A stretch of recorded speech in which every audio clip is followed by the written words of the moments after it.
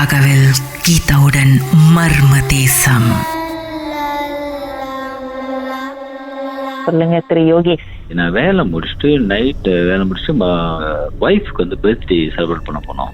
அப்ப birthday celebrate பண்ண முடிச்சுட்டு நாங்கள் வந்து நானும் ஒய்ஃபும் அப்படியே ஒரு 12 மணி 1-2 ஆச்சு. ஸோ நான் செம்மியில் இருக்கோம். செம்மியில் வந்து நான் போயிட்டு இருக்கேன். முடிச்சுட்டு எல்லாம் ஃபங்க்ஷனை முடிச்சுட்டு நாங்கள் போயிட்டு இருக்கோம். சரியான தூக்கம்.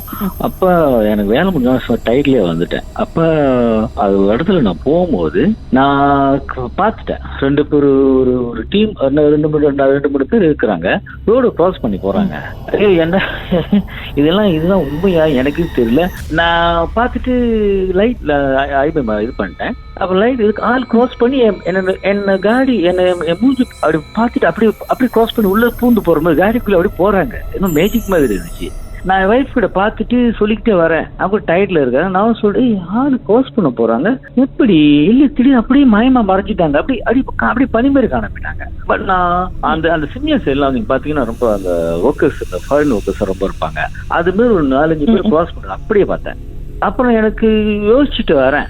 நானும் ஒய்ஃப் கிட்ட சொல்றேன். அவங்களும் ஒன்றும் சொல்லல. அப்புறம் வாங்க பரவாயில்ல பிரச்சனை நாளைக்கு பாத்துக்கலாம் அப்படி. அப்போ மறுநாள் நெக்ஸ்ட் டே வந்து நான் மார்னிங் வந்து நாங்கள் பிரச்சனையும் பண்ணிட்டு நாங்கள் நார்மலா வந்துட்டு வரோம். அதே அதெல்லாம் கிராஸ் பண்ணி வரோம். அப்பதான் ஒய்ஃபும் சொல்றேன் இங்க தானே சொன்னீங்கன்றாங்க. ஆமா இங்கதான்.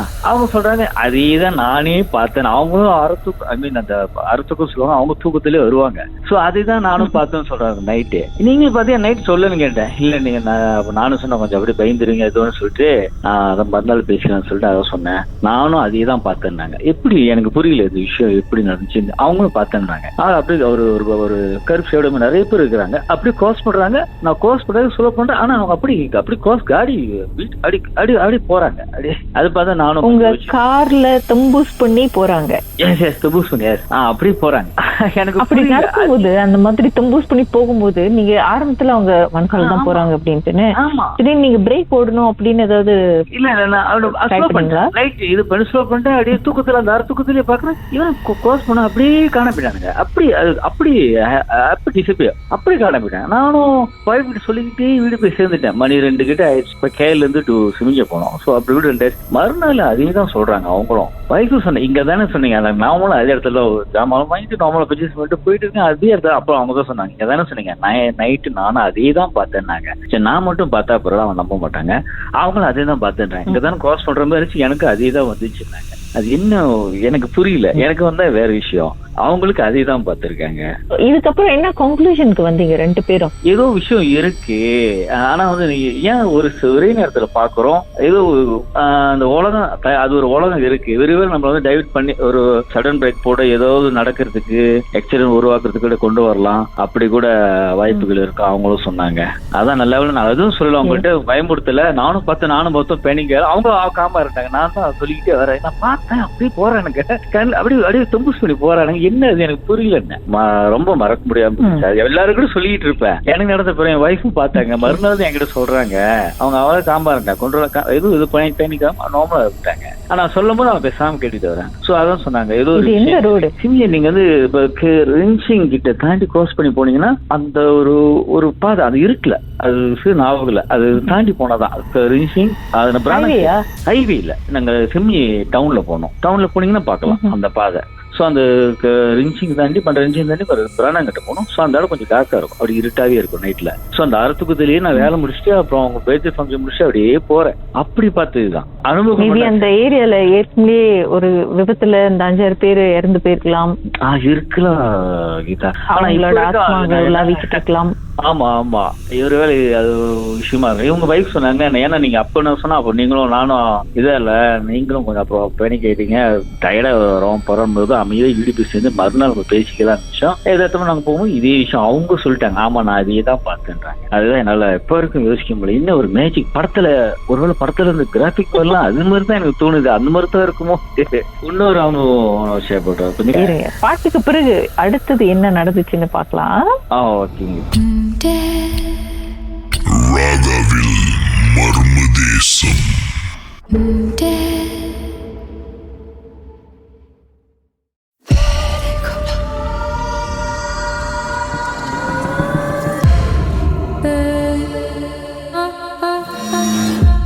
ஓகே, திரு யோகேஷ் அவருக்கு நடந்த சம்பவத்தை நம்மோடு பகிர்ந்துட்டு இருக்காரு. மின்னில ரோட்ல நடந்த ஒரு சம்பவம், ஒரு 5-6 பேரு காரை தம்பூஸ் பண்ணி ரோட கிராஸ் பண்ணி போனாங்க அப்படின்னு சொன்னாரு. அடுத்தது வேற என்ன சார் நடந்துச்சு? இது வந்து நான் மார்னிங் டைம்ல வந்து நான் அண்ணன் எல்லாம் வந்து ஜேபில இருந்து வந்தாங்க. நானும் வந்து அந்த நைட் வந்து நான் கேலுக்கு போனோம். ஸோ ஒரு ஏர்லி மார்னிங் ஒரு 3:30 ஒரு 4:30 மணி போல அந்த மாதிரி தான் நாங்கள் எல்லாம் ப்ரிப்பேர் பண்ணிடுவோம் கிளம்புறதுக்கு. புதுசு அவங்க ஜேபினால காலைல வெள்ளனே கிளம்புவாங்கன்னு நினைச்சேன். அது சின்ன ஒரு சம்பவம் தான். அப்போ நாங்கெல்லாம் எல்லாம் ஃபேமிலி கெதர் பண்ண முடியாது, தெரிஞ்சு தூங்க மாட்டோம். அப்போ லேட்டா தூங்குவோம். ஸோ நாங்கெல்லாம் ஒரு ரூம்ல படுத்துட்டோம். அப்போ நான் அன்னைக்கெல்லாம் மார்னிங் கிளம்புற நேரத்துக்கு அப்போ நான் படுத்துட்டு அண்ணன் எல்லாம் படுத்துருக்கோம். அப்போ வந்து நான் ஒரு டக்குன்னு முழிச்சிட்டேன். அறத்துக்கம் தான், அதே அறத்துக்கம் தான் பாக்குறேன். கண்ணாடியில அவங்க வந்து கிளம்பிட்டு இருக்கிறாங்க. முடி இழுத்து கட்டிட்டு இருந்தாங்க. நான் பாத்துட்டேன். எனக்கு ஏன் நான் கூப்பிடல, எனக்கு அண்ணி அவங்க ஜேபியில் உள்ளவங்க, அவங்க வெளியா கிளம்புறாங்க நினைச்சிட்டு நான் பார்த்துட்டு அவ்வளவு நேரம் இருந்தாங்க. நான் அவளை கொஞ்சம் அப்படி பார்த்து படுத்துட்டேன். அப்புறம் என்கிட்ட வந்து நான் 5 o'clock நான் கேள்வி போனோம். ஸோ எந்திரிச்சா பக்கத்து ரூமுக்கு போயிட்டு அம்மாட்ட சொல்லிட்டு போலாம் பார்த்தா அண்ணி படுத்துருந்தாங்க. என்னது காலையில் வெளில கிளம்பு இருக்கணுமே, அவங்க எழுப்புற என்ன கிளம்புறீங்கன்னு சொல்லிட்டீங்க, அப்போ மறுபடியும் படுத்துறீங்கோ போலையோ அப்படின்ட்டு. அப்புறம் ஒரு சமயம் இந்த மாதிரி செய்வாங்க, மூடு இல்லைன்னு சொல்லிட்டு ஸ்டோரா ஸ்டே பண்ணிட்டு போலான்ட்டு. அவங்களோட சில்லியை நான் வந்து படுத்துருந்தேன். மறுபடியும் அவங்களோட கேட்க அவங்க பயந்துட்டாங்க.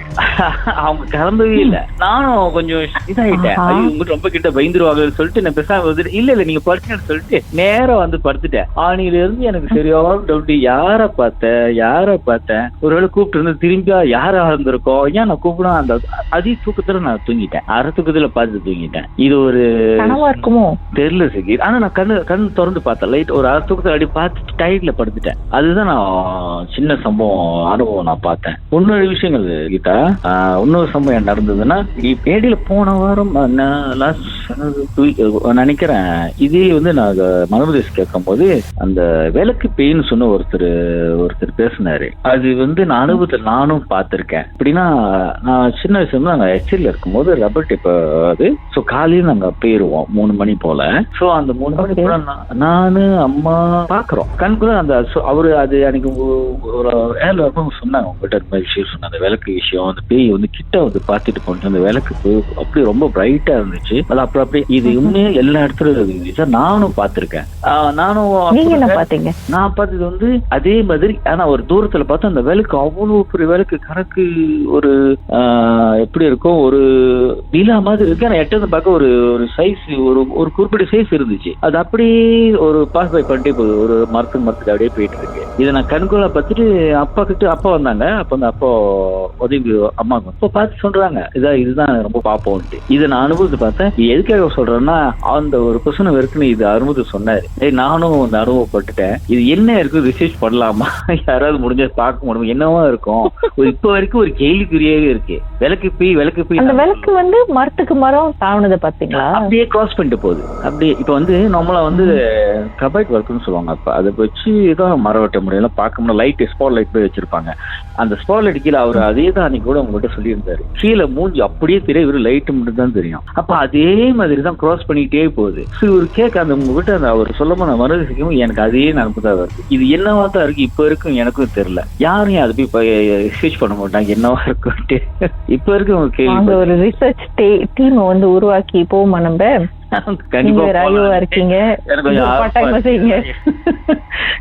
கண்டிப்பா. அப்புறம் நான் வந்து ஆன் டியூட்டில இருந்தேன் 24 hours. இத வந்து நம்ம பாட்டுக்கு பிறகு நம்ம கண்டினியூ பண்ணோம் கொஞ்ச நேரம் இருக்கேன். ஓகேங்க.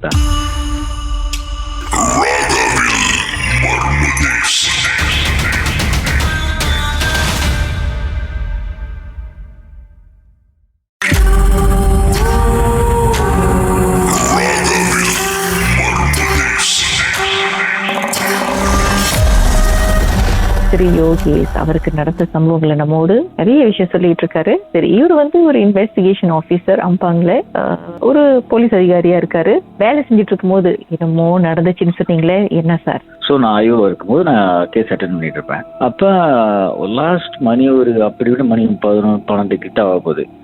கேஸ் வந்து அப்பப்போ பின்னாடி வந்து முடிச்சுட்டு இருக்கும்போது ஒரு லேடி என்னோட பின்னாடி அங்கே என்னோட ரூம் இருக்கு, பின்னாடி ஒரு ரூம் இருக்கு. அவங்க வந்து கிராஸ் பண்ணி போனாங்க. ஸோ நம்ம பார்க்கலாம், நம்ம பிசியில் பார்க்கும்போது சைட்ல அப்படி பார்க்கலாம். அது எப்படி உருவம் போனாலும் நம்ம பார்க்கலாம். ஆனா லைஃபா பார்த்து அந்த பிங்க் கலர் தூரம் முடிட்டு போயிட்டாங்க. சரி, எனக்கு அதுதான் தெரிஞ்சு அவங்களா தான் இருக்கணும். அந்த பிஸியில பாத்துட்டேன் அவங்க தான் போயிருப்பாங்க. பின்னாடியே நம்ம ஸ்டாண்ட் பை பண்ணிடுவேன். 24 வெளியே வந்து ஸ்டாண்ட் பை பண்ணிடுவாங்க. ஸோ நான் அங்கேயே ஆளக்கணும், யாருமே இல்லையே. சரி, இவங்க இந்த லேடி கிட்ட கேட்டேன், உங்களுக்கு பின்னாடி யாரும் கம்ப்ளைண்ட் இருந்தாங்களா, அந்த பொண்ணோடு இருந்தாங்கன்னு கேட்டேன். இல்லையே, நான் தான் கடைசி. அப்போ அங்க கது அவ்வளோ தட்டினா வந்து பிஸியா இருக்கும்போது சவுண்ட் வந்துச்சு, சத்தம் கேடுச்சு, ஒரு வாய்ஸ் கேடுச்சு. நான் அவங்க ஸ்டாண்ட் பை பண்ணிட்டாங்க என்னோட அவங்க இன்ஸ்பெக்டர். ஸோ நான் யோசிச்சேன் இவரோட இருக்காங்க இல்லையா டவுட் வந்துச்சு. அப்போ நான் கால் பண்ணி கேட்க எடுக்கல. மறுநாள் அப்ப சொன்னாங்க என்ன விஷயம்னு கேட்டாங்க. இல்ல இதையும் வெளியே ஸ்டாண்ட் பை பண்ணி கது உங்களுக்கு நோக் பண்ணி திறக்கல அப்படின்னு. இல்லையே திரும்ப வரவில்லை, ஆபீஸ் வரலன்னாங்க. இது நான் எப்போ அப்போ உங்களுக்கு க்ளோஸ் பண்ணி பார்த்தது யாரை பார்த்தேன். ஸோ அந்த கடைசி ஒரு கம்ப்ளைண்ட் ஒரு சைனீஸ் அவங்க கூட கேட்டேன். அவங்க கிட்ட சொல்றேன், அவங்களும் சொல்றேன் இல்லையே நான் யாருமே பார்க்கலன்னாங்க. இல்லையே நான் பார்த்தேன் வெளியே நடந்தது எனக்கு அந்த ரிப்போர்ட்ஸ் கையில் வச்சுக்கிட்டே அந்த லெட்டர் வச்சுட்டு நான் அங்கேயும் நடக்காது. இல்லையே நான் பார்த்தேன். அவங்க பயந்துட்டாங்க. அப்போ அவங்க ரொம்ப நல்ல ப்ரே பண்ணுவாங்க, காட் பிளஸ் யூ ஆயிடுச்சு சொல்லிட்டு போயிட்டாங்க. நானும் யோசிக்கிறேன் என்னவா இருக்கும் இப்போ இருக்கும். அதுவும் எனக்கு நடந்த சம்பவம் நான் மறக்கவே மாட்டேன். நான் அப்படி லைஃபா பார்த்துட்டேன். பார்க்கும்போது தெரிஞ்சிருச்சு இவங்க போயிட்டாங்க அப்படின்ட்டு. ஸோ அங்க இருக்காங்க ஸ்டாண்ட் பை, ஓகே நான் முடிக்கும் போது பேசிட்டு போகலான்னு அப்படின்னு. அப்புறம் அவங்க சொன்னா நான் வரவே இல்லையே, ஸ்டாண்ட் பை பண்ணவே இல்லை நம்ம இன்னைக்கு நைட்டு அப்படின்னாங்க. இது நான் அனுபவத்தில் பார்த்தேன். இது எப்படி போட்டு நடந்தது யாரு அதுன்னு தெரியல. எதுவும் எனக்கு அவங்க அனீஸ் அவங்க ரொம்ப எனக்கு பழக்கம். ஆனா கேட்கிறேன் அவங்களும் இல்ல நான் வரவே இல்லையா அப்படின்னாங்க. சரி அவங்க மேரிட்டாங்க. ஸோ ஏதோ டைம் தான் ஸ்டாண்ட் பை இருப்பேன். இப்ப வரைக்கும் எனக்கு தெரியல. உண்மையா கேள்விக்குறியாவே இருக்கு. அந்த எனக்கு என்னோட கம்ப்ளைண்ட் நான் வந்தவங்களும் அவங்களே பயந்துட்டாங்க. இல்ல நான் யாரும் பார்க்கல, நீ பயப்படாத என்கிட்ட சொல்றாங்க, பார்த்து 10 அவங்க போயிட்டேன். என்ன சார் உங்க நிலைமை இப்படி ஆயிடுச்சு, தைரியம் சொல்ல வேண்டிய உங்களுக்கே ஒரு ஆளு சொல்லிட்டு போறாங்க. அதுதான் கடைசி எனக்கு அவங்க கூட அட்வைஸ் பண்ணிட்டு போயிட்டாங்க. அவங்களுக்கு நான் கேஸை பத்தி நான் கொஞ்சம் ப்ரீஃப் பண்ணு சொல்லுவேன். கடைசி அவங்க சொல்லிட்டு போயிட்டாங்க. அப்புறம் என்ன இது விறுவிறு பேக்கிங் பண்ணிட்டு போட்டுட்டு சரி காடி எடுத்து வீட்டுக்கு கிளம்புறதுதான். அதோட பயப்பட்டு கூட சொன்னேன் இந்த மாதிரி பார்த்துட்டேன் பார்த்தேன். ஆனா அவங்க க்ளோஸ் பண்ணது மட்டும் தான் பார்த்தேன், யாருன்னு தெரியல. கேட்கற ஒரு சவுண்ட் வந்துச்சு, ஏன்னு சத்தம் கேடுச்சு. ஐயோ எனக்கு ஒண்ணுமே புரியல போங்க. இதெல்லாம் ஒரே எந்த உலகம் எனக்கு ஏன் அந்த நேரத்துக்கு எந்த நேரத்துல யாரு காசு என் காது சொல்லிட்டு போற கூட தெரியல போங்க. அப்புறம் இன்னொரு விஷயம் நான் ஷேர் பண்றேன். இது என்னோட ஃப்ரெண்டு சைல்ட்ஹுட் ஃப்ரெண்ட். அவங்க என்ன ஹோம் ஃப்ரம் மென்தகாப்ல அந்த ஒரு ஆபீஸ். ஸோ அதுல அங்க பெட்டிஷன் போட்டிருப்பாங்க. ஃப்ரெண்டு அவர் பத்திரிகை ஆபீஸ் வச்சிருக்காரு. ஐ மீன் அந்த நம்ம கார்டு கல்யாணம் இப்ப வெட்டிங் கார்டு எல்லாம் சேருது. ஸோ அந்த ஒரு பெட்டிஷன் போட்டிருக்காங்க. ஸோ அவர் அந்த வேலை டெம்பர் செஞ்சுட்டு இருப்பாரு. இந்த ஒரு பக்கம் ஒரு பெரிய ஹால் இருக்கும். அந்த பெட்டிஷன்ல ரெண்டு கப்பல்ஸ் இருப்பாங்க, வயசானவர் 2 பேர் அங்கதான் ஸ்டே பண்ணி அங்கே ஸ்டே பண்ணிட்டாங்க. ஸோ அது ரெண்டில் இருக்கிறாங்கன்ட்டு என் ஃப்ரெண்டு சொன்ன விஷயம். அப்ப ஒரு அங்கிள் அவர் ரொம்ப ஆக்டிவானவர். அவர் என்கிட்ட சொன்னாரு, ரொம்ப ஆக்டிவா வேலை செய்வாரு. நார்மல் நம்ம போயிட்டு கொலெக்ஷன் பண்ணிட்டு வருவாங்களா, காசெல்லாம் கொலெக்ஷன் பண்ண வீடு போயிட்டு அந்த மாதிரி. ஸோ அதெல்லாம் செஞ்சுட்டு வருவாரு. அப்ப அன்னைக்கு சத்துரிய சண்டே சரியான மழை. அவர் வரும்போது கதவு தட்டிட்டு வணக்கம் ஐயான்னு தான் சத்தமா சொல்லுவாராம், எல்லாருக்கும் விளங்குமா. அப்புறம் ஃப்ரெண்டு சொன்னாரு அன்னைக்கு நைட்டு கொஞ்சம் லேட் ஆச்சு வேலைக்கு வீட்டுக்கு போக. ஸோ நான் கொஞ்சம் ஒரு டைம் தான் செஞ்சுட்டு இருந்தேன். மணி 8 மணி ஆச்சு, சத்துரிய சரியான மழை. அப்போ வணக்கம் ஐயான்னு கேட்டிருக்கு. அப்புறம் ஃப்ரெண்டு பார்த்துட்டு வந்திருக்காரு அங்கிளு. ஸோ நான் ஒன்னும் சத்துரிய சண்டை வந்திருக்கு பரவாயில்ல. அவர் படி வேலையை முடிச்சுட்டு திங்கக்கிழமை இவர் அந்த அங்கிள் வந்திருக்காரு வணக்கம் ஐயான்னு சொல்லிட்டு வந்திருக்காரு. இந்த என்னோட ஃப்ரெண்டும் கேட்டிருக்காரு, என்ன அங்கிள் சத்திரி மழை வேற, சத்திரியை வந்துட்டீங்க கொலெக்ஷன் பண்ணிட்டு வந்துட்டீங்களான்னு கேட்கும்போது இல்லையே நான் சத்திரி நான் வரையில நான் கேள்விப்பட்டேன் அப்படின்னு இருக்காரு. அவருக்கும் ஷாக் ஆயிடுச்சு என் ஃப்ரெண்டுக்கு. அப்புறம் எனக்கு நடந்த சம்பவம் தான். இந்த பக்கம் 2 கப்பல்ஸ் வயசானவங்க இருக்காங்களே, அந்த ஆண்டியும் நிக்கிறாங்களாம். என்ன சொல்றீங்க, போன சனிக்கிழமை நீங்க எனக்கு வழங்குச்சு வணக்கம் ஐயா மழையிலே சொன்னீங்களே, எனக்கு வழங்குச்சு நிக்கிறாங்க அவங்களும் சொல்றாங்களாம். என் ஃப்ரெண்டு சொல்ல இல்ல இருக்கு அப்படின்னா அதுதான் கீதா. அவரும் சொல்ற இல்ல எனக்கு மட்டும் விளங்கிருந்தா இந்த விஷயம் பரவாயில்ல. இது என்னோட பக்கத்துல இருக்கிறாங்க அந்த ஆன்டிக்கு வழங்குது. அவங்க சொல்றாங்க இல்லையா சத்தடி மலையிலே நீங்களே வணக்கம் ஐயான்னு கூட சவுண்டு கேடுச்சு. அது வாய்ஸ் கேட்கும்போது எனக்கு அவருக்கு வழங்கி இவருக்கு ஒரே நேரத்தை வழங்கியிருக்கு. இதெல்லாம் என்ன விஷயம் எனக்கு இப்ப வரைக்கும் புரியல. நான் ஃப்ரெண்டு கிட்ட கேட்டேன், இல்ல உண்மையா சொல்றேன், இல்ல உண்மைதான் எனக்கு வழங்கின பரவாயில்ல, பக்கத்து ரூம்ல இருக்கிறாங்க அவங்களுக்கு வழங்கி இருக்கு. இதை கேட்டு அவங்களும் ஆச்சரியம் போயிட்டாங்க அப்படின்ட்டு இருக்கு.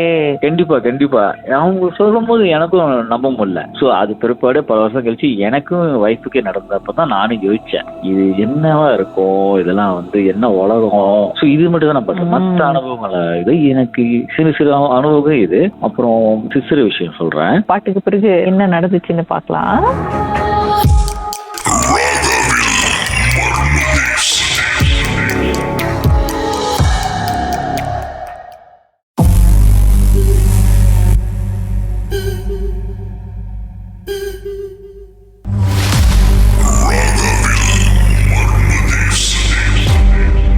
ராகவில் இது மர்ம தேசம். சொல்லுங்க, அதுக்கப்புறம் என்ன நடந்துச்சு? சிறு அவங்க வேலை ஃபேக்டரி வேலைக்கு போவாங்க.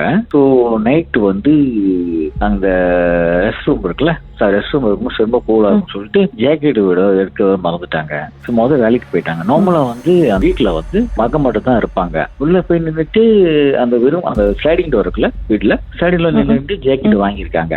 அவங்க மகளும் கொடுத்துருக்காங்க.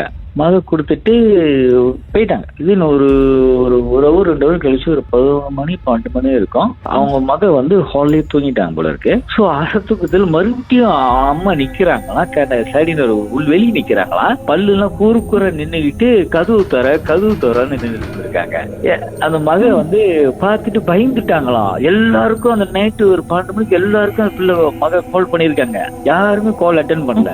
ஏன் அந்த நேரம் பாருங்க. அப்புறம் தான் அம்மா கேட்டிருக்காங்க, நல்ல கவனிக்கல, வேலை இருந்தம்மா, என்ன விஷயம், ஏன் மறுபடியும் வந்து ஆனா வேற மாதிரி இருந்து வேற தோட்டத்தை பல்ல நீட்டிட்டு கதவு தர பல்லு எல்லாம் கூறு நீட்டு கதவு துறக்க அந்த டோர் தட்டி ஸ்லைடிங் டோர் தட்டிக்கிட்டு இருக்காங்க. இவங்க பெசாம இருந்துட்டு ஒரு கட்ட ரூம்ல போய் படுத்துட்டாங்களா பெசாம பயந்துக்கிட்டு. இந்த மாதிரி ஒரு சம்பவம் சொன்னாங்க. வேகலா பாக்குறேன்னு சொல்ல, இல்ல மணி கதவு கிட்ட நிக்கிறேன் அந்த ஸ்லைட் கிட்ட. ஸோ கிளாஸ் தானே, ஸோ தெரியுது.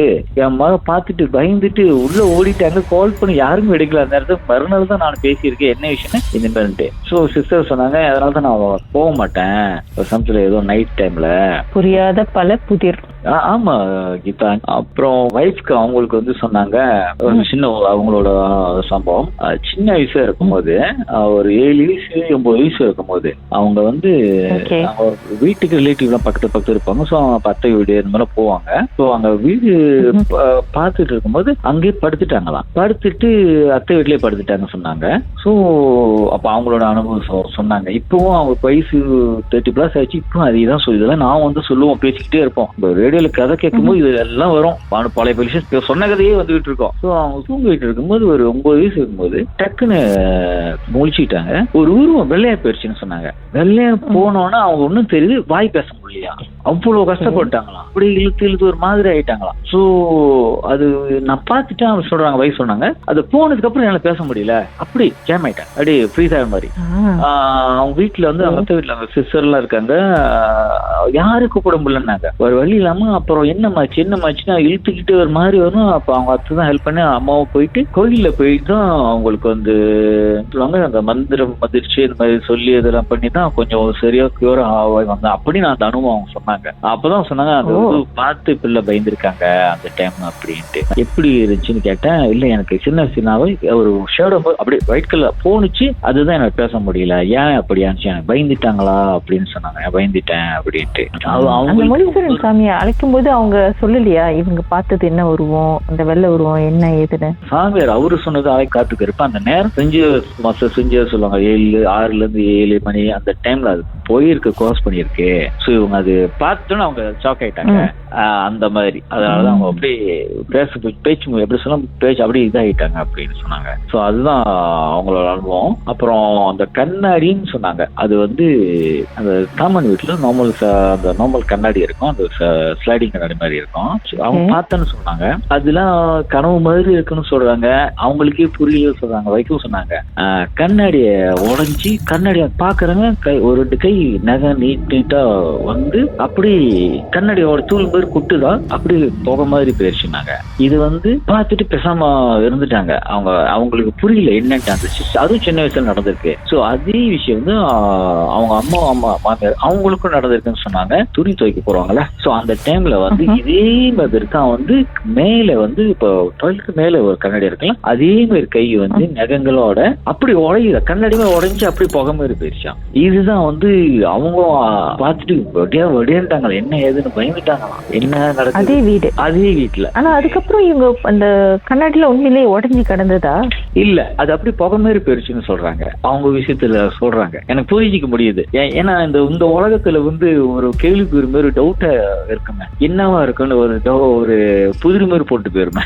எனக்கு புரியுது அவங்க சொல்லும் போது. ஒண்ணுமே தெரியாது. பார்த்தது கண்ணாடி உடைஞ்சதை பார்த்தாங்க, கண்ணாடி உடைஞ்சது, கை உள்ள வந்தது. ஆமா, அது கை வந்து நகத்தோட கண்ணாடி உடைஞ்சிருந்தா கீழே எல்லாம் தூள் தூளா கிடந்து கண்ணாடி எடுத்து விழுந்து அப்படி புகை மாதிரி போயிருச்சுன்னு சொல்றாங்க. சோ இதே விஷயம் தான் அவங்க அம்மாவும் சோ துணி துவைக்க போகும்போது கண்ணாடி விரல் வந்தது, நகத்தோட வந்து கண்ணாடி மாதிரி உடையுது, கையில உடைக்கும் போது அப்படி புகை மாதிரி பார்த்துக்கிட்டு அவங்க வந்துட்டேன்னாங்க. அப்புறம் மகளும் அந்த வயசுல இருந்து அவங்க வைஃப் சொன்னாங்க, சின்ன வயசுல இருந்து சொல்றாங்க. அம்மாவும் சொன்னா, ஆமா இது நானும் பார்த்தேன், அதெல்லாம் பத்தி பேச வேணாம், இதெல்லாம் ஏதோ போய் அந்த நேரத்துல போவோம் வரும் டிஸ்டர்ப் பண்ணோம், அதெல்லாம் இருக்கும், வாய்ப்புகள் இருக்கு.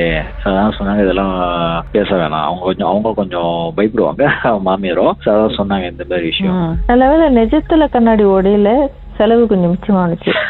அது சொல்லுங்க. ஆனா உண்மையா இதுல வந்து ஒரு கேள்விக்குறியாவே இருக்கு, ஏன் இப்படி அவங்க பார்த்தாங்க. இப்ப வரைக்கும் நான் டியூட்டி முடிச்சுட்டு வரும்போது தான், அவங்க பேர்த்டே ஃபங்க்ஷன் முடிச்சுட்டு வரும்போது நான் என்னால மறக்க முடியாது. உண்மையா நான் லைஃபே பார்த்த மாதிரி இருந்துச்சு. மறுபடியும் அந்த ரோட்டுக்கு இன்னைக்கு போவீங்க? இங்க போவேன்.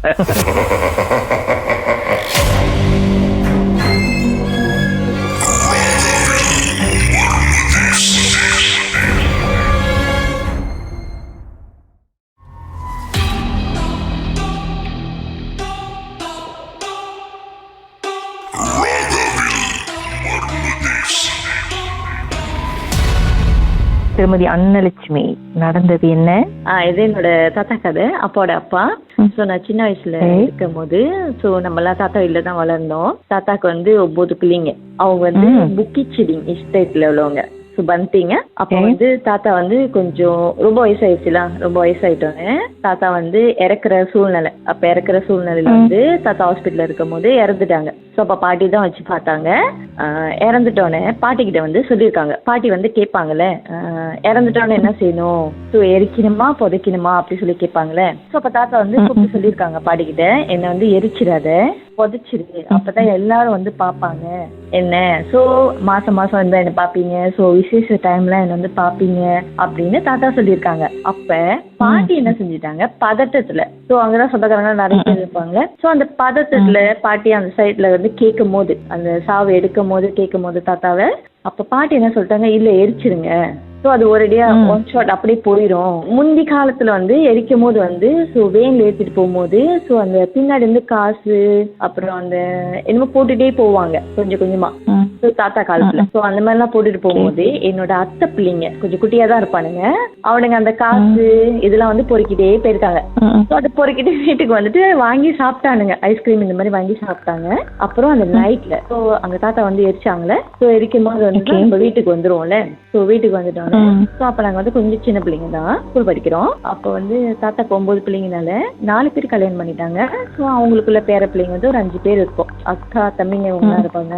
அப்போ வந்து நிறைய பேர் எஸ்டேட் வீடுனா வந்து சொந்தக்காரங்க நிறைய பேர் இருக்குனால நம்ம வந்து உள்ளுக்கு இடம் இருக்காது. ஸோ அவங்க காடியில வேன்ல இந்த மாதிரி படுத்திருந்தாங்க. ஸோ வந்து என்னோட கடைசி சித்தப்பா வந்து தாத்தா நடந்து வரதை பார்த்துருக்காரு. வெள்ளை வேட்டியோட சட்டை இல்லை, ஸோ நடந்து வந்திருக்காங்க. ஸோ அவங்க எஸ்டேட் வீடு நடந்து வந்தப்ப பார்க்கும் போது விறுவிறுன்னு கதை தட்டிட்டு உள்ளுக்கு வந்து இந்த மாதிரி சொல்லும் போது அப்ப பாட்டி நம்பல. பாட்டி வந்து அதை நம்பிக்கை இல்லை, நீ போய் சொல்ற அப்படின்னு சொல்லிட்டு டிஎம்ஐட்டாயிட்ட. அப்போ இன்னும் கொஞ்ச நேரம் வந்து தாத்தாவோட நிழல் பார்க்க ஆரம்பிச்சிட்டாங்க. ஸோ அந்த எஸ்டேட் வீட்ல லைட் போட்டுப்பாங்க. ஸோ நம்மளோட நிழல் இருக்கும்ல, அந்த நிழல், அந்த நிழல்ல தாத்தாவோட உருவம். அப்ப நாங்களும் இங்க வீட்டுக்குள்ளயா வீட்டுக்கு வெளியா ரோட்லயா? வீட்டுக்குள்ள. ஓகே. தாத்தா தான் உள்ளுக்கு வந்துட்டாங்களே. ஸோ இது உள்ளுக்கு வந்து அந்த நிழல் வந்து அந்த நிழல், ஆனா வந்து ஃபுல் உருவம் வந்து யாரும் பார்க்கல, அந்த நிழல் வந்து அந்த நிழல்ல தான் பார்த்தோன்னே எல்லாம் ரொம்ப ஷாக்கிங் பயந்துட்டாங்க. பயந்துட்டோடனே என்ன செஞ்சாங்க, சரி இது ஃபர்ஸ்ட் டைம் அந்த மாதிரி இருக்கும், ஏன்னா 14 நாள் அங்கே இருப்பாங்க அப்படி சொல்லுவாங்கல்ல, அந்த மாதிரி தான் அப்படி சொல்லிட்டு பேசாமல் இருந்துட்டாங்க. ஸோ அது 1 டே வந்து முடிஞ்சிருச்சு. மறுநாள் தாத்தா வந்து அந்த காலத்தில் வந்து கல் குடிப்பாங்க, கல் பீடி. ஸோ தாத்தாக்கு ஒரு ரூம் இருக்கும், அங்கே ஒரு கட்டில், அதில் வந்து அவரோட ஜக்கு கிளாஸு தாத்தா பீடின்னு அங்கே வச்சுருப்பாங்க. அப்போ தாத்தா இறந்துட்டோன்னே அப்போ தாத்தா அங்கே என்ன செஞ்சிருக்காரு, ஸோ அங்கே இருந்திருக்காரு. அங்கே இருக்கும்போது அந்த கல் குடிக்கிற அந்த சத்தம், இரும்புற சத்தம், தாத்தாவோட அந்த பீடியோட வாசனை இதெல்லாம் வீட்டுக்காரு மறுநாள் நைட்ல அப்ப எல்லாம் யோசிக்க ஆரம்பிச்சிட்டாங்க, ஒருவேளை இங்கதான் இருக்காரு அப்படின்னு. அப்ப எல்லாத்துக்கும் ஒரு பயம் வரும், கண்டிப்பா ஒரு பயம் வரும், இந்த மாதிரி ஆத்மா அங்க இருக்கு அப்படின்னு. அப்ப என்ன பண்ணிட்டாங்க, சோ இது இப்படி விடக்கூடாது, போல காலத்துல வந்து யாரையாவது திருப்பி கூட்டிட்டு போயிடுவாரு அப்படின்ற பயம் இருக்கும். அப்ப என்ன சொன்னாங்க, யாரையாவது போய் பார்ப்போம் கேட்போம் அப்படின்னு. அப்ப பாட்டி சொன்னாங்க, இல்ல உயிரோட இருக்கும் போது நம்ம பாக்குறோம், சோ இறந்தப்பயே அந்த மாதிரி செய்றீங்க, விடுங்க, சோ அது அப்படியே போயிருவாரு, ஒருவேளை உங்க பிரம்மையா இருக்கும்னு அப்படின்னு விட்டுட்டாங்க. சோ தேர்ட் டே வந்து தாத்தா வந்து உள்ள அசைவம் தான். அப்போ வந்து தாத்தாட்டு தான் அந்த 14 நாள் படையல் இருப்பாங்களே, சோ சைவமா. அந்த படையல்லாம் செய்யும் போது பின்னாடி கிச்சன்ல ஒரு பெரிய சத்தம், ஒரு கேஸ் வெடிச்ச மாதிரி ஒரு சத்தம். சோ அங்க சின்னமாடா இருக்கும் போது கத்தி அலறிச்சுட்டு ஓடியாண்டாங்க வீட்டுக்குள்ள. வரும்போது பாட்டி கிட்ட சொல்லும் போது அப்பயும் பாட்டி நம்பல, அவங்களுக்கு ஏதோ ஒரு சத்தம் கேட்டிருக்கோம் அப்படின்னு விட்டுட்டாங்க. அப்ப அந்த நைட்ல படையெல்லாம் வச்சுட்டு போகும்போது நல்லா தூக்கம், எல்லாரும் நல்லா தூங்குறாங்க. அப்ப வந்து தாத்தா இரும்பு சத்தம் கேட்டுச்சு. இரும்பு சத்தம் கேட்டோம்னா நாங்களாம் வந்து தாத்தா ரூம்ல உட்காந்துருந்தோம். அப்ப எங்க பாட்டி வந்து எங்களை ஏசினாங்க, இது மாதிரி இந்த டைம்ல வந்து தாத்தா ரூம்ல உட்காரக்கூடாது அப்படின்னு சொல்லி கூட்டிட்டு போயிட்டாங்க. அப்ப ஹால்ல எல்லாம் படுக்கும்போது அம்மா பாட்டி இந்த மாதிரி வரிசையா படுத்திருக்கும் போது தாத்தாவோட கை மட்டும் தான் தெரியுது, உருவம் தெரியல. சோ அது அம்மாவோட பெரிய விரல் இருக்குல்ல, சோ அது பிடிச்சி இழுக்கிறாரு. அம்மா கத்தி அலறி பாட்டியோட முடி பிடிச்சோன்னு தான் பாட்டிக்கு தெரிஞ்சிச்சு, ஓ ஒருவேளை வந்துட்டாரோ அப்படி சொன்னோடனே பாட்டி அப்புறம் சத்தம் போட ஆரம்பிச்சிட்டாங்க. அவர் போட்டோ பார்த்து, ஏன் இந்த மாதிரி பண்ற, உனக்கு என்ன பிரச்சனை அப்படின்னு சொல்லி சத்தம் போட ஆரம்பிச்சோட அது அப்படி முடிஞ்சிருச்சு. ஒரு 5 நாள் இந்த மாதிரி ஓடிச்சு. 6வது நாள் டாய்லெட் வந்து எஸ்டேல பின்னாடி இருக்கும் தனியா. தாத்தாக்கு வந்து 6 விரல் இருக்கும் தாத்தாக்கு கால்ல.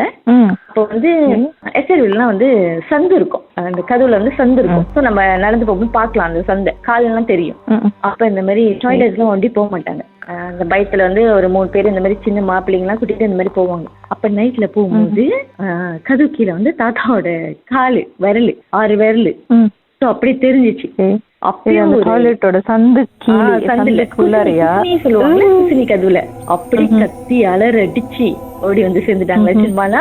அப்ப வந்து இது வந்து இப்படி விடக்கூடாது, அவரு நிறைய டிஸ்டர்ப் பண்றாரு அப்படின்னு சொல்லி அங்க வந்து ஈச்சங்காட்டுல வந்து ஒரு கோயில் இருக்கும். அங்க வந்து ஒருத்தரை வந்து ஒத்த நாடின்னு சொல்லுவாங்க. சோ அவரு சாமி பாக்குறது ஒத்த நாடி. அப்ப அவர்கிட்ட வந்து வீட்டுல இருந்து யாரும் போக கூடாதுல்ல, சொந்தக்கார மூலியமா அப்படி வச்சு இதெல்லாம் ஏன் இந்த மாதிரி நடக்குது அப்படின்னு சொல்லி கேட்கும் போது அவங்க சொல்லியிருக்காங்க, இந்த மாதிரி ஆத்மாவை கூப்பிட்டு வச்சுதான் பேசணும். சோ அவங்களுக்கு தான் தெரியும் 16க்குள்ள நீங்க செஞ்சிடணும், இல்லைன்னா அந்த ஆத்மா வந்து 16க்குள்ள நம்ம சாமி கும்பிட்டு மேல போயிடுச்சுன்னா ஆத்மா வராது. அவருக்கு என்ன ப்ராப்ளம், என்ன வேணும்னு நீங்க கேட்டுங்கன்னு சொல்ல போய் 16 நாள் முடிய போறதுக்கு ஒரு 2 நாள் தான் இருக்கும். அப்ப வந்து அவர் கூப்பிட்டாங்க. அப்ப வந்தார். அவர் வந்து சட்டை போட மாட்டாங்க, வேட்டி மட்டும் கட்டுவாங்க, சோப்பு கலர் வேட்டி மட்டும் தான் கட்டுவாரு. அப்புறம் கூட்டிட்டு வந்துட்டாங்க. மணி ஒரு 12 மணிக்கு தான் அழைக்கணும்னு சொல்லிட்டாங்க அவரை. அப்புறம் தாத்தாவோட போட்டோ பேர பிள்ளைங்களா முன்னுக்கு உட்காந்துட்டு பின்னாடி எல்லாம் சித்தப்பா சின்னம்மா எல்லாரும் உட்காந்துருந்தோம். அப்ப வந்து அப்புறம் தாத்தா வந்து அந்த போட்டோல இருந்து கூப்பிடுறாரு, வந்து உங்களுக்கு என்ன பிரச்சனை சொல்லுங்க, ஏன் இவ்வளவு பிரச்சனை பண்றீங்க இந்த வீட்டுல அப்படி சொல்லி கேட்கும் போது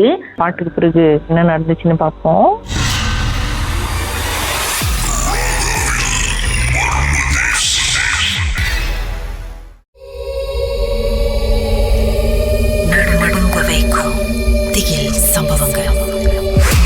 சொல்லுங்க, அதுக்கப்புறம் என்ன நடந்துச்சு? தாத்தா ஏன் இவ்வளவு பிரச்சனை பண்றீங்க இந்த வீட்டுல அப்படி சொல்லி கேட்கும் போது, ஆனா அவருதான் உட்கார்ந்து இருக்காரு. ஆனா ஃபுல்லா தாத்தாவோட குரல், உருவம் வந்து அந்த தாத்தாவோட. சோ குரல் என்ன எங்க தாத்தாவோட பேசுறாரு. பேசும்போது எங்க பாட்டியை தான் அப்படியே சொன்னாரு. கடைசியா வந்து உங்ககிட்ட என்ன வார்த்தை நான் சொன்னேன், பாட்டி பேர் வந்து கனகா. சோ அவரு கூப்பிட்டு சொல்றாரு, கனகா நான் உங்ககிட்ட என்ன சொன்னேன், நான் சொன்னேன், நான் சாகும் போது என்னை வந்து எரிக்காதீங்க, புதைச்சிருங்க.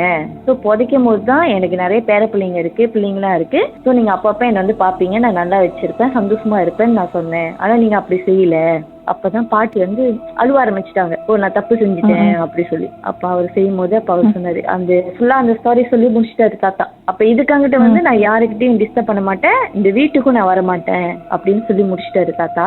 அந்த 16 முடிஞ்ச கையோட அந்த தட்டுலாம் தூக்கிட்டு கடற்கரைக்கு போயிட்டு அதெல்லாம் முடிச்ச கையோட மறுநாள் வந்து திருப்பி அந்த அவர் வந்து வீட்டுல அந்த ஃபுல்லா கட்டு கட்டி சாமியெல்லாம் கும்பிட்டு எல்லாமே செஞ்சு முடிச்சாரு.